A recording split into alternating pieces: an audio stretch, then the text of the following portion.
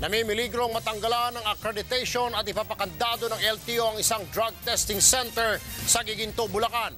Paano ba naman? Dito pala tumatakbo para makapag-renew ng lisensya ang mga tsuper na nahuli ng News 5 na nagsasyabu sa loob ng kanilang bus.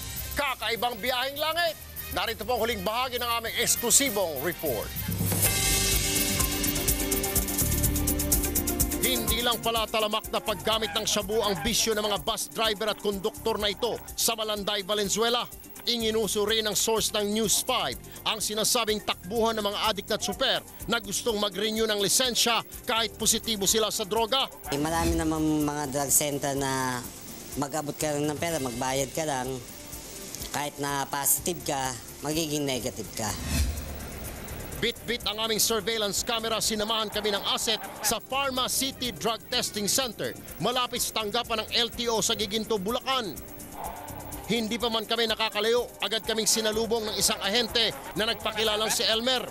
Kahit nagsabi ng asset namin na positibo siya sa droga, nagmalaki pa ang ahente. Sabi, papagusin ko sa brown fish yun. Para mabawaran natin mga 800, kaya 500, 1,000 lang. Para ba pagusin mo? Oo, akong bahala. Sige, akong bahala. May kontak ako dyan. Huli sa aming video kung paano ang kanilang modus. Isa pang ahente ang pumunta sa di kalayuan, tumalikod at agad sinahod ang kanyang ihi. Sabi mo sa bote. Sabi ko sa bote. Pero hindi na ako sisipay niyan. Inutusan niya ang aming asset na yun daw ang ibigay sa center para mag-negative ang resulta. Napapatuwa ko yun, sabi niyo, Dilot. Napapatuwa ko ng notebook, sabi niyo, hindi kayo mauho.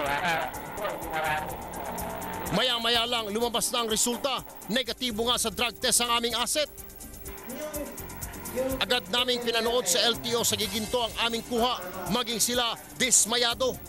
Very gross. Napakalaki dahil nagiging useless yung pagtetest natin tungkol dyan eh. Dahil hawak ng DOH ang mga drug testing centers, agad nilang irerekomenda na ipasara ito. Kakansilahin din nila maging ang accreditation nito sa LTO. Grounds yun para kansilahin yung permit ng drug testing center na yun. Pinuntahan naman namin ang Pharma City Drug Testing Center pero todo tanggi sila sa paratang. Wala rin isang humarap sa aming kamera. Erwin Tulfo, News 5.